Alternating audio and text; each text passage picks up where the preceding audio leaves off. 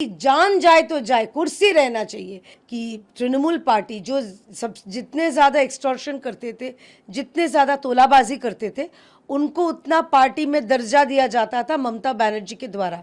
और हमारी पार्टी में हमारे प्रदेश अध्यक्ष जी बोलिए या हमारे सरकार की मंत्री बोलिए, हर कोई तोलाबाजी, अगर पार्टी के कार्यकर्ता कोई इसमें लिप्त है तो उनके ही खिलाफ सख्त कार्रवाई हो भी रही है। हमने देखा भी है, पार्टी किसी किसी को सस्पेंड किया है कि पश्चिम बंगाल के लिए और कोई सुविधा और कोई अच्छे संदेश वो लेके पश्चिम बंगाल वापस आए। तो ये सीट हम हारे नहीं है, सीट हम लोग जीत नहीं पाए। गुजरात का सीट हमने विथहोल्ड किया है। लेकिन एक बात मुझे बताइए, जीता है प्रशांत किशोर की पार्टी, जनसुराज पार्टी, लेकिन ये आरजेडी और कांग्रेस और वामपंथियों का इतना उछलना, इतना खुश होना, जिनका तीन पार्टी मिला के कुल मिला के उनका 10% वोट मिला है, उनका इतना उछल कूद होना कि बीजेपी हार गई है। ये जो लेफ्ट लॉबी की जो गैंग है, जिनको हमने देखा था आंदोलन के नाम पे, वहां पर नकारात्मक उनका एक्टिविटी देखा था जंतर मंतर पे, वो सब आज चुप्पी साधे बैठे हैं। चलिए ना खारगे जी, आप भी चलिए झारखंड। देखिए, यही तो जो विपक्ष है उनका मकसद है कि सदन को सही तरह से चलना नहीं देना। एक ही देखिए, एक प्रोटेस्ट होता है सकारात्मक, एक नकारात्मक।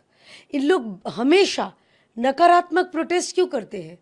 एक मुद्दा के बाद एक मुद्दा, कोई मुद्दा नहीं रहा तो तैयार करो, पैदा करो मुद्दा, और बस सदन को चलने ना दो, सदन को अस्त व्यस्त कर दो। जनगण की जो टैक्स की कमाई है, टैक्स की जो पैसा है, उसको ध्वस्त कर दो, उसको खराब कर दो। तो ये जो विपक्ष का गंदा घिनौना चेहरा, ये सारा देश को देखना चाहिए।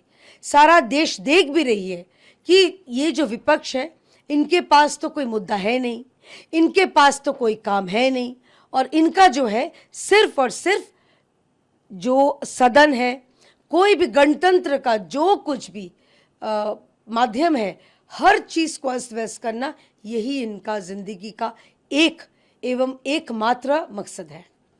तीन शॉकिंग है बीजेपी के लिए, वो बांकीपुर हारना, अध्यक्ष की वो सिटिंग सीट थी, वहाँ पे नीरज सिन्हा को उम्मीदवार बनाया, प्रशांत किशोर बड़े मार्जिन से चुनाव जीते हैं।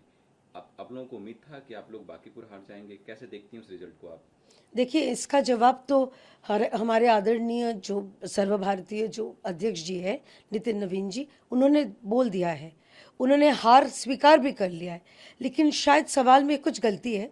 जो दतिया सीट है, दतिया बहुत सालों से हमारा नहीं है, कांग्रेस की चल रही थी, तो ये सीट हम हारे नहीं है, सीट हम लोग जीत नहीं पाए। गुजरात का सीट हमने विथहोल्ड किया है।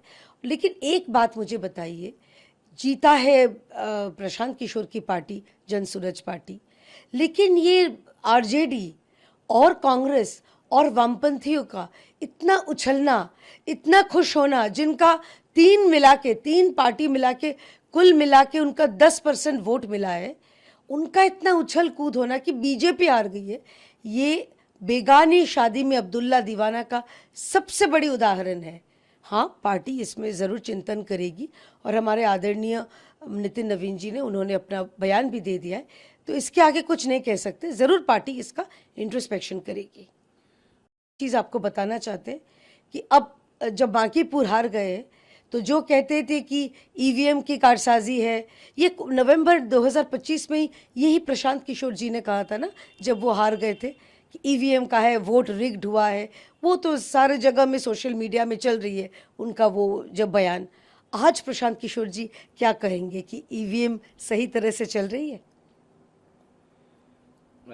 एंटी रेबल एमपी जो हैं टीएमसी के, जो एनसीपीआई ज्वाइन किया है, उनसे वो मीटिंग करेंगे, वो अब एनडीए के पार्ट हैं। इस मीटिंग को आप कैसे देख रही हैं? क्या कुछ आउटकम होने जा रहा है इसका? देखिए, जो आउटकम होगा वो तो पत्रकारों को खबर मिल ही जाएगी।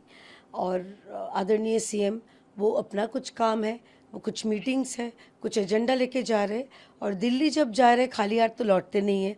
मैं उल्टा आशा रखूँगी कि पश्चिम बंगाल के लिए और कोई सुविधा और कोई अच्छे संदेश वो लेके पश्चिम बंगाल वापस आए।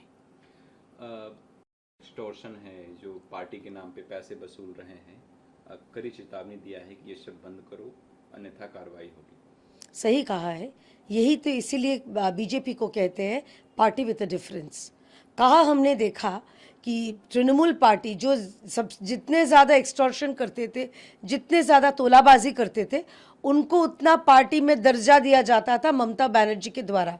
और हमारी पार्टी में हमारे प्रदेश अध्यक्ष जी बोलिए या हमारे सरकार की मंत्री बोलिए, हर कोई तोलाबाजी, अगर पार्टी के कार्यकर्ता कोई इसमें लिप्त है तो उनके ही खिलाफ सख्त कार्रवाई हो भी रही है।